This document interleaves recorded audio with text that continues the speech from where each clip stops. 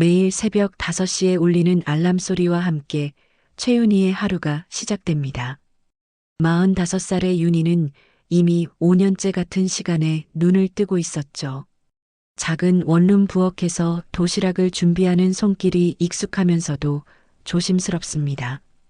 오늘도 어머니가 좋아하시는 잡채를 만들어 보았어요. 당근을 얇게 썰고 시금치를 살짝 데치는 동안 윤희의 마음은 벌써 요양원으로 향하고 있었습니다.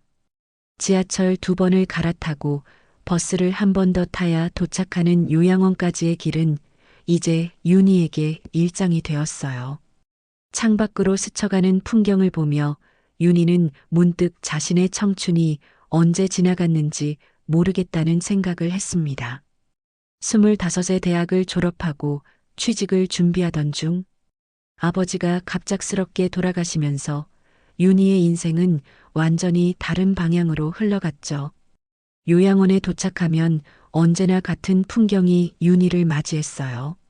복도를 걸어가며 간병인들과 인사를 나누고 3층 2호실 문을 열면 침대에 누워 계신 어머니 송미희가 보입니다.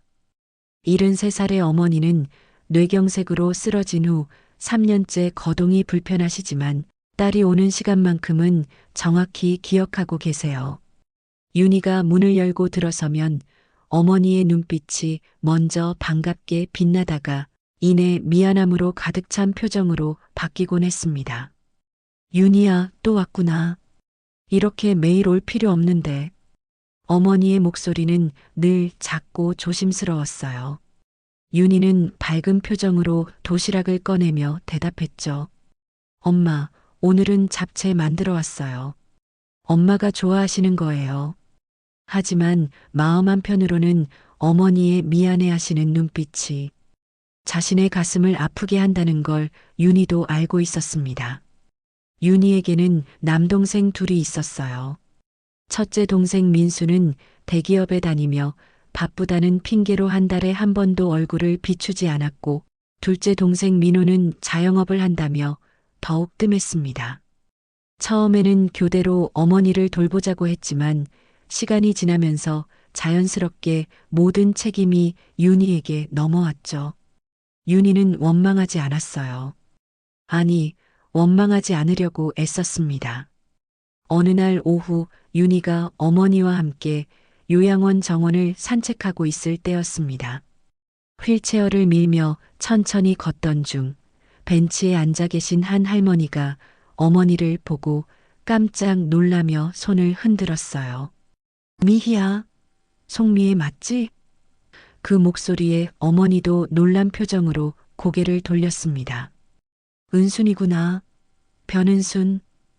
어머니의 얼굴에 오랜만에 환한 미소가 번졌어요. 윤희는 어머니가 이렇게 기뻐하시는 모습을 본 지 정말 오래되었다는 생각이 들었습니다. 변은순 할머니는 78살로 어머니보다 5살이 많았지만 정정하신 모습이었죠. 두 분은 고향에서 함께 자란 중마고우였다고 했어요. 이 아이가 내 딸이구나. 참 예쁘게 생겼네. 은순 할머니가 윤희를 바라보며 따뜻하게 미소 지었습니다. 윤희는 정중히 인사를 드렸고 할머니는 윤희의 손을 꼭 잡으며 말씀하셨어요. 매일 이렇게 어머니를 돌보러 온다면서? 요즘 보기 드문 착한 아이로구나. 그날부터 윤희가 요양원에 오면 자연스럽게 은순 할머니와도 인사를 나누게 되었습니다. 할머니는 가족이 없어 혼자 지내신다고 했어요. 평생 결혼하지 않고 살아오셨는데 최근 건강이 좋지 않아 요양원에 들어오셨다고 하셨죠. 윤희는 할머니의 쓸쓸한 모습이 마음에 걸렸습니다. 어느 날 오후 어머니와 은순 할머니가 옛 이야기를 나누는 동안 윤희는 옆에서 조용히 듣고 있었어요. 은순아, 우리 윤희는 정말 고생이 많았어. 아버지 돌아가시고 나서 동생들 뒷바라지에 자기 인생을 다 바쳤지. 어머니의 목소리에는 깊은 미안함이 담겨 있었습니다. 그래도 이렇게 효성스런 딸을 둔 내가 복이 있는 거야. 은순 할머니가 대답했지만 어머니는 고개를 저으며 말씀하셨어요. 아니야, 은순아. 나는 이 아이에게 미안할 뿐이야. 줄 것도 없으면서 평생 집만 지웠으니까. 윤희는 어머니의 말씀을 들으며 가슴이 아팠습니다. 어머니는 항상 자신을 짐처럼 여기고 계셨어요. 하지만 윤희에게 어머니는 세상에서 가장 소중한 분이었습니다. 그날 밤 윤희는 집으로 돌아가는 길에 문득 어머니의 건강이 예전보다 더 나빠지신 것 같다는 불안감이 들었어요. 은순 할머니는 윤희를 볼 때마다 유독 관심을 보이셨습니다. 윤희야, 너는 결혼은 안 했니? 아직이요. 아직이라니, 나이가 어떻게 되는데? 45이에요. 할머니는 안타까운 표정을 지으며 말씀하셨죠. 아이고, 꽃 같은 나이에 뭘 그렇게 살았니? 며칠 후, 윤희는 어머니의 얼굴색이 유난히 안 좋으신 것을 발견했습니다. 간병인에게 물어보니 지난 며칠 식사도 잘 안 하시고 계속 누워만 계신다고 했어요. 윤희는 불안한 마음으로 어머니의 손을 잡았습니다. 어머니의 손은 예전보다 훨씬 차갑고 가늘어져 있었어요. 어느 날 오후 윤희가 평소처럼 요양원에 도착했을 때 어머니의 상태는 더욱 좋지 않았습니다. 미희는 침대에 누운 채로 천장만 바라보고 계셨고 윤희가 불러도 반응이 늦었어요. 간병인은 새벽부터 계속 이런 상태라며 걱정스러운 표정을 지었습니다. 엄마, 제가 왔어요. 윤희가 어머니의 손을 잡고 조심스럽게 말했어요. 미희는 천천히 고개를 돌려 딸을 바라보았습니다. 그 눈빛에는 평소보다 더 깊은 슬픔이 담겨 있었죠. 윤희야. 어머니의 목소리는 평소보다 더욱 가늘고 떨렸습니다. 엄마, 오늘 컨디션이 안 좋으세요? 병원에 가볼까요? 윤희가 걱정스럽게 물었지만 어머니는 고개를 저으며 윤희의 손을 더욱 꽉 잡았어요. 그 손길에서 윤희는 뭔가 다른 느낌을 받았습니다. 마치 어머니가 무언가 중요한 말씀을 하려는 것 같았어요. 윤희야, 엄마 때문에 내 인생이 고생만 했지. 어머니의 목소리가 떨리기 시작했습니다. 25세 아버지 돌아가시고 동생들 뒷바라지하느라 결혼도 못하고 이제 엄마 병수발까지. 정말 미안하다. 어머니의 눈에서 눈물이 흘러내렸어요. 윤희는 어머니의 눈물을 보며 자신도 모르게 눈시울이 붉어졌습니다. 하지만 애써 눈물을 참으며 밝은 목소리로 대답했어요. 엄마, 무슨 말씀을 그렇게 하세요? 저는 엄마 딸로 태어나서 정말 다행이었어요. 엄마가 저를 이렇게 훌륭하게 키워주셨잖아요. 아니야, 윤희야. 엄마는 너에게 해준 게 아무것도 없어. 오히려 평생 집만 지웠지. 어머니가 윤희의 손을 두 손으로 감싸며 말씀하셨습니다. 다른 집 딸들은 다 시집가서 행복하게 사는데 우리 윤희만. 어머니는 말을 잇지 못하고 흐느꼈어요. 윤희는 어머니의 손을 꼭 잡고 말했습니다. 엄마, 저는 후회한 적 없어요. 정말이에요. 제 선택이었고 저는 이런 제 삶이 자랑스러워요. 하지만 마음 깊은 곳에서는 어머니의 말이 전혀 틀리지 않다는 것을 윤희도 알고 있었어요. 다만 그것을 인정하고 싶지 않을 뿐이었습니다. 그날 밤 윤희는 평소보다 늦게까지 어머니 곁에 있었어요. 어머니는 윤희의 손을 놓지 않으시며 계속해서 미안하다는 말씀만 반복하셨습니다. 윤희가 집에 돌아간 후에도 어머니는 잠을 이루지 못했다고 간병인이 전해주었어요. 이틀 후 새벽 윤희의 휴대폰에 요양원에서 급한 전화가 걸려왔습니다. 윤희 씨, 어머님 상태가 급격히 안 좋아지셨어요. 빨리 오세요. 윤희는 옷도 제대로 갖춰 입지 못한 채 택시를 타고 요양원으로 달려갔습니다. 요양원에 도착했을 때 어머니는 이미 의식을 잃은 상태였어요. 의사는 더 이상 치료할 방법이 없다며 가족들에게 마지막 인사를 준비하라고 했습니다. 윤희는 급히 동생들에게 연락했지만 민수는 출장 중이라 내일 아침에야 올 수 있다고 했고 민호는 전화를 받지 않았어요. 그날 저녁 송미인은 딸 윤희의 손을 잡은 채 조용히 마지막 숨을 거두었습니다. 윤희는 어머니의 마지막 순간까지 혼자였어요. 어머니의 장례식은 소박하게 치러졌습니다. 늦게야 도착한 동생들은 형식적인 조문을 받으며 장례를 진행했어요. 민수는 회사 일로 바빠서 이틀밖에 시간을 낼 수 없다고 했고, 민호는 계속 전화만 받으며 자리를 비웠습니다. 결국 윤희가 혼자서 모든 장례 준비와 절차를 도맡아 처리해야 했죠. 장례식장에 온 조문객들은 대부분 어머니의 옛 지인들이었어요. 요양원에서 만난 은순 할머니도 휠체어를 타고 오셨습니다. 할머니는 윤희의 손을 꼭 잡고 위로의 말씀을 건네주셨어요. 윤희야, 너무 슬퍼하지 마라. 어머니는 분명 하늘에서 너를 지켜보고 계실 거야.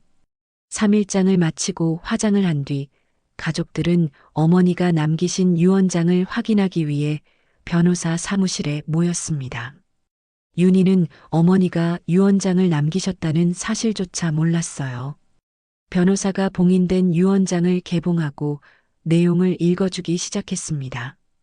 고인 송미애 씨의 유언에 따르면 고향에 있는 논밭 500평과 시내 소형 아파트 한 채를 장남 최민수와 차남 최민호에게 2분의 1씩 상속한다고 되어 있습니다.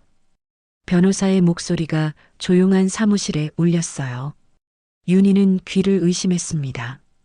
유언장에는 윤희의 이름이 단 한 번도 언급되지 않았어요. 평생 어머니를 돌봐온 장녀에게는 아무것도 남겨지지 않았습니다. 민수와 민호는 오히려 당연하다는 듯 고개를 끄덕였어요.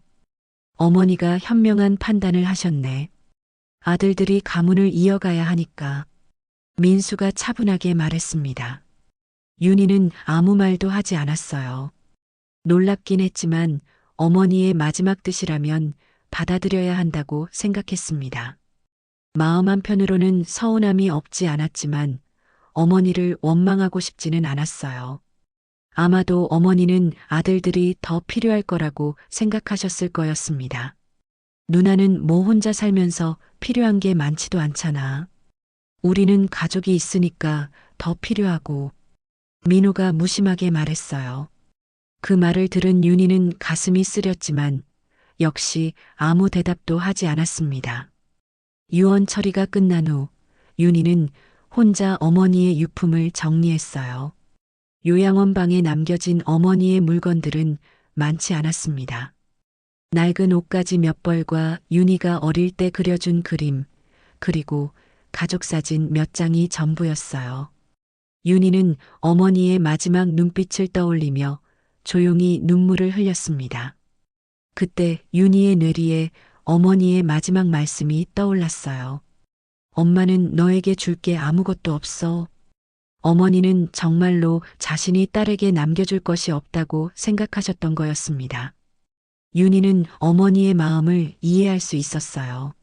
하지만 동시에 평생 헌신한 자신에게 아무것도 남겨주지 않으신 어머니의 선택이 서글프기도 했습니다. 동생들은 유산 처리가 끝나자 각자 바쁜 일상으로 돌아갔어요. 민수는 아파트 매매 절차를 서두르며 윤희에게 유품 정리 끝나면 연락해라고만 말하고 떠났습니다. 민호는 고향 땅을 확인하러 내려간다며 역시 서둘러 자리를 떴어요. 윤희는 어머니가 계시던 요양원 방을 마지막으로 둘러보며 깊은 한숨을 쉬었습니다. 이제 정말로 혼자가 되었다는 현실이 서서히 다가왔어요. 어머니의 장례를 치른 지 일주일이 지난 어느 날, 오후 윤희는 원룸에서 혼자 어머니의 유품을 정리하고 있었습니다. 낡은 사진첩을 넘기며 어린 시절 추억을 떠올리고 있을 때 현관문에서 조심스러운 벨소리가 들렸어요. 윤희는 누가 찾아왔을까 하며 인터폰을 확인했습니다. 최윤희 씨 댁이 맞나요? 정중한 남성의 목소리가 들렸어요. 저는 법무법인 정의의 변호사 김정우라고 합니다. 잠깐 뵐 수 있을까요? 윤희는 갑작스러운 방문에 당황했지만 정중한 태도에 문을 열어주었습니다. 변호사는 40대 중반으로 보이는 점잖은 인상의 남성이었어요. 그는 명함을 건네며 정중하게 인사했습니다. 갑작스럽게 찾아뵙게 되어 죄송합니다. 다름이 아니라 변은순 할머니와 관련해서 말씀드릴 일이 있어서요. 은순 할머니 이름을 듣는 순간 윤희는 깜짝 놀랐어요. 은순 할머니요? 혹시 할머니께 무슨 일이라도? 윤희가 걱정스럽게 물었습니다. 변호사는 고개를 저으며 안심시켰어요. 아니에요. 할머니는 건강하십니다. 다만 할머니께서 윤희 씨에게 전하고 싶은 말씀이 있다고 하셔서 제가 대신 찾아온 겁니다. 변호사는 서류 가방에서 봉투 하나를 꺼내며 설명을 시작했어요. 변은순 할머니께서 윤희 씨에게 본인의 전 재산을 증여하고 싶다고 하셨습니다. 윤희는 그 말을 듣고 멍하니 변호사를 바라보았어요. 네, 전 재산이라고 하셨나요? 네, 맞습니다. 할머니께서는 가족이 없으시고 평소 윤희 씨의 효성에 깊은 감명을 받으셨다고 하시더군요.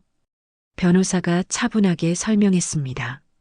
그런데 저는 할머니를 제대로 알지도 못하는데요. 왜 저에게 그런 큰 은혜를?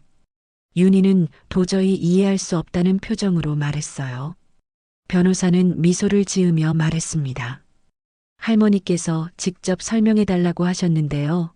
사실 할머니와 어머님은 단순한 친구 사이가 아니셨어요. 과거에 어머님이 할머니에게 큰 도움을 주신 일이 있었다고 합니다. 어머니가 은순 할머니에게요? 윤희는 점점 더 혼란스러워졌어요. 어머니에게서 그런 이야기를 들어본 적이 없었거든요. 변호사는 윤희의 표정을 보며 천천히 과거 이야기를 들려주기 시작했습니다. 50년 전 할머니가 28살 때였다고 해요. 당시 할머니는 몸이 아픈 어머니를 모시고 서울로 올라왔는데 아는 사람도 없고 갈 곳도 없어서 길에서 헤매고 있었대요. 변호사의 목소리는 진지했습니다. 그때 어머님이 할머니를 도와주셨어요. 집에 머물게 해주시고 할머니 어머님이 돌아가실 때까지 병간호를 도와주셨다고 합니다. 몇 달 동안 말이에요. 윤희는 그런 어머니의 모습을 상상해 보았어요. 젊은 시절의 어머니도 지금의 윤희처럼 남을 돌보는 일을 자연스럽게 하셨던 거였습니다. 할머니는 평생 그 은혜를 잊지 못하셨어요. 그런데 어머님을 다시 만났을 때는 이미 할머니도 나이가 많으셨고 어머님도 병상에 계셨죠. 그래서 직접 은혜를 갚을 기회가 없었다고 하시더군요. 변호사가 말을 이었습니다. 윤희는 문득 어머니의 마지막 말씀이 떠올랐어요. 나는 너에게 줄 게 아무것도 없어. 그런데 어머니는 정말로 아무것도 남겨주지 않으신 걸까요? 변호사는 서류 가방에서 또 다른 봉투를 꺼내며 이야기를 계속했습니다. 할머니께서 전해달라고 하신 말씀이 더 있어요. 어머님께서 돌아가시기 며칠 전에 할머니와 나누신 대화가 있다고 하시더군요. 윤희는 깜짝 놀랐어요. 어머니와 은순 할머니가 무슨 얘기를 하셨다고요?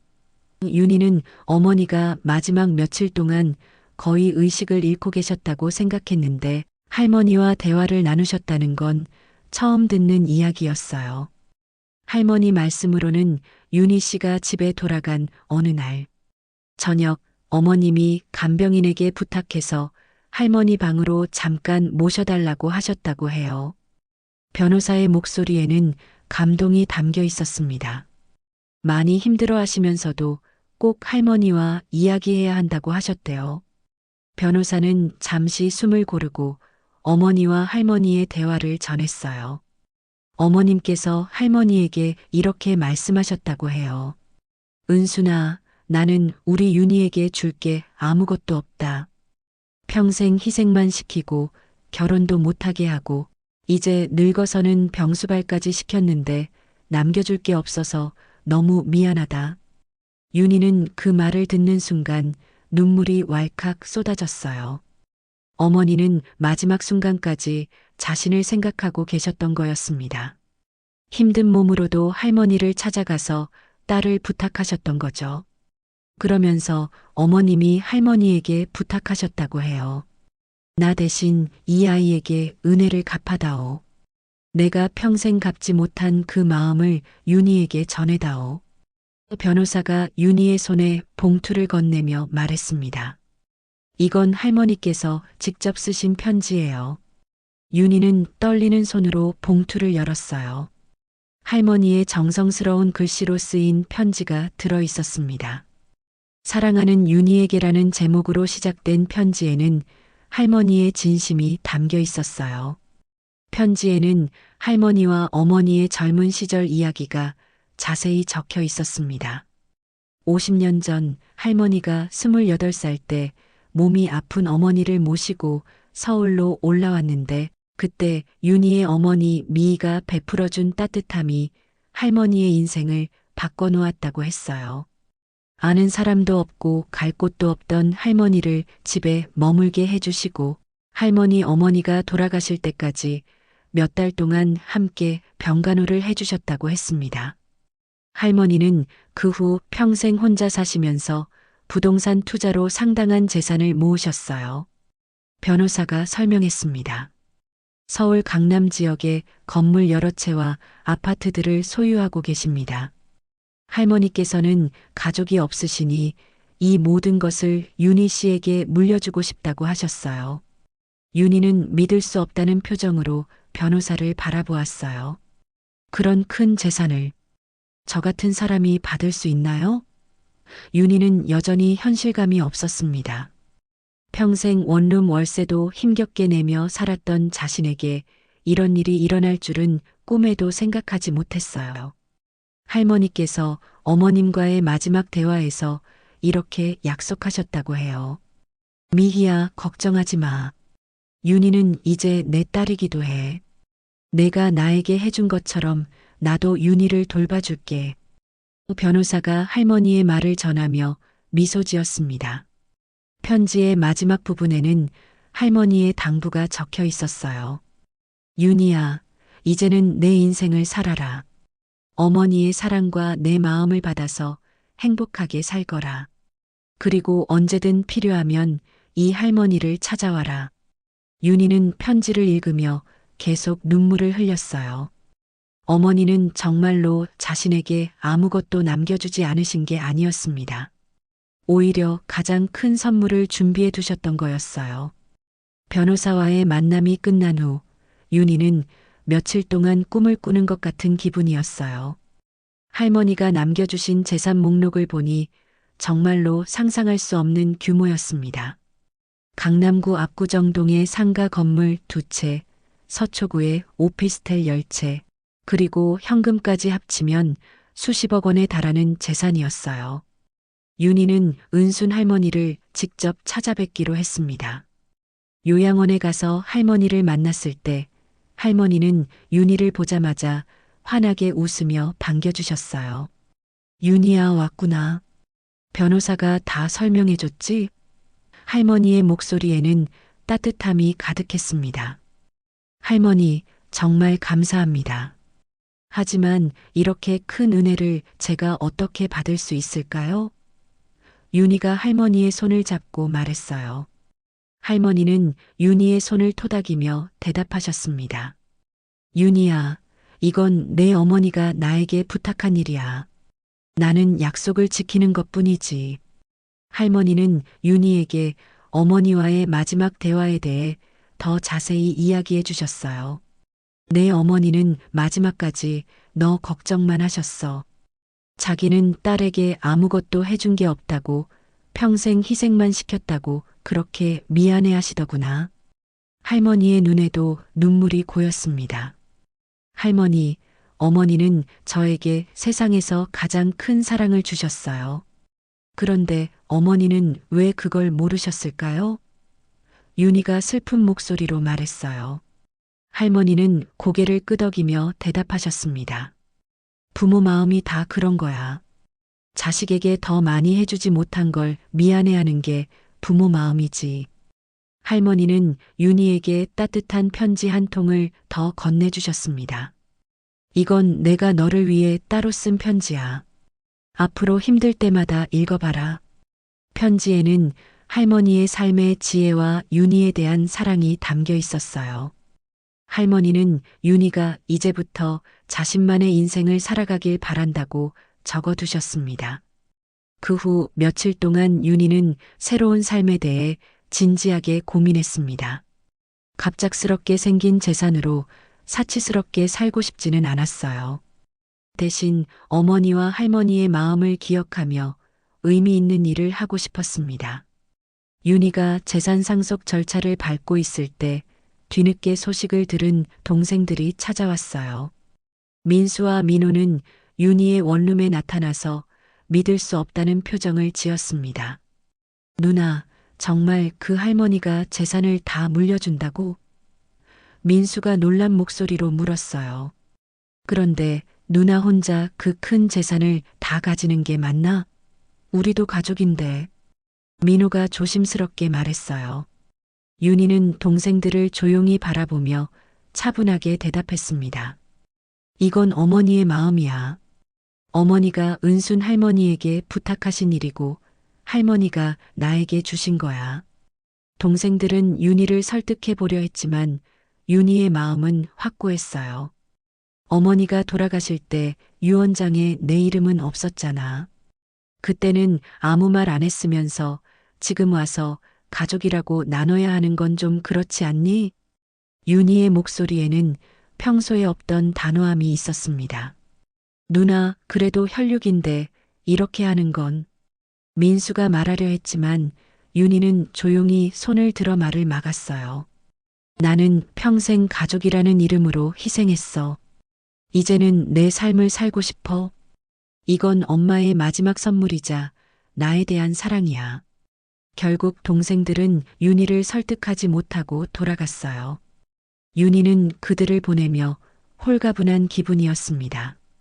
처음으로 자신의 뜻을 당당하게 표현한 것 같았어요. 윤희는 새로운 집으로 이사할 준비를 시작했습니다. 처음으로 자신만의 집 열쇠를 받았을 때의 기분은 말로 표현할 수 없었어요. 45살에 처음 맞는 진짜 새 출발이었습니다. 반년이 지난 후 윤희는 어머니의 고향 근처 작은 마을의 따뜻한 분위기의 식당을 열었습니다. 미인의 밥상이라는 이름을 붙인 이 작은 식당은 어머니를 기리는 마음으로 시작한 새로운 도전이었어요. 윤희는 화려한 도시 생활보다는 조용한 시골에서 사람들과 진심으로 소통하며 살고 싶었습니다. 식당은 단순히 음식을 파는 곳이 아니었어요. 윤희는 혼자 사시는 어르신들이나 경제적으로 어려운 이웃들에게는 무료로 식사를 제공했습니다. 어머니와 은순 할머니가 보여주신 따뜻한 마음을 이어받아 실천하고 싶었거든요. 매주 화요일과 목요일에는 나눔의 날로 정해서 누구든 배고픈 사람은 따뜻한 밥 한 끼를 먹을 수 있게 했어요. 식당 한쪽 벽에는 어머니 미희와 은순 할머니의 사진이 나란히 걸려 있었습니다. 두 분의 환한 미소가 담긴 사진을 보며 윤희는 매일 아침 인사를 드렸어요. 엄마, 할머니, 오늘도 좋은 하루 만들어 볼게요. 어느 날 오후 식당에 낯익은 얼굴이 나타났어요. 바로 민수와 민호였습니다. 동생들은 처음에는 어색해했지만 윤희가 자연스럽게 맞이하며 자리를 안내했어요. 어서 와. 뭐 먹을래? 윤희의 목소리에는 원망이나 서운함이 전혀 없었습니다. 누나, 이런 곳을 운영하고 있었구나. 민수가 식당을 둘러보며 말했어요. 윤희는 정성껏 차린 정식을 내오며 미소 지었습니다. 맛있게 먹어. 엄마가 자주 해주시던 잡채도 있어. 동생들은 윤희의 음식을 먹으며 어린 시절을 떠올렸어요. 누나, 그때 우리가 너무했어. 미안해. 민호가 조심스럽게 말했습니다. 윤희는 고개를 저으며 대답했어요. 괜찮아. 우리 각자 살아온 방식이 달랐을 뿐이지. 이제는 모두 행복하게 살면 되는 거 아닐까? 윤희의 마음에는 진정한 평화가 자리 잡고 있었습니다. 저녁 무렵 윤희는 식당 정리를 마치고 작은 뒷마당에 나왔어요. 하늘에는 별들이 반짝이고 있었고 시원한 바람이 불어왔습니다. 윤희는 하늘을 올려다보며 혼잣말을 했어요. 엄마, 할머니, 저는 이제 정말 행복해요. 요양원에서 은순 할머니를 정기적으로 찾아뵙는 것도 윤희의 중요한 일과였습니다. 할머니는 윤희가 새로운 삶을 잘 살아가는 모습을 보며 흐뭇해 하셨어요. 윤희야, 내가 이렇게 밝아진 모습을 보니 내 마음도 편안하구나. 내 어머니도 하늘에서 기뻐하실 거야. 식당에는 점점 더 많은 사람들이 찾아왔어요. 맛있는 음식도 음식이지만 윤희의 따뜻한 마음씨에 감동받은 사람들이 자주 발걸음을 했습니다. 어떤 손님은 여기 오면 마음이 편안해져요라고 말하기도 했어요. 어느 날 저녁 윤희는 어머니와 할머니의 사진 앞에 앉아 조용히 말했습니다. 엄마, 할머니가 저에게 물려주신 건 돈이 아니라 사랑이었어요. 사람을 따뜻하게 대하는 마음, 어려운 이웃을 돌보는 마음을 배웠어요. 지금에서야 제 인생이 진짜 시작된 것 같아요. 윤희는 창밖을 바라보며 깊은 숨을 쉬었습니다. 45년 동안 남을 위해 살아온 인생이었지만 이제는 진정으로 자신답게 살 수 있게 되었어요. 어머니의 사랑과 할머니의 은혜, 그리고 자신이 선택한 새로운 삶이 완벽한 조화를 이루고 있었습니다. 줄 게 없다던 어머니의 마지막 선물은 결국 저였네요. 윤희는 환하게 웃으며 내일을 위한 준비를 시작했습니다. 새로운 하루, 새로운 만남, 새로운 나눔이 기다리고 있었거든요.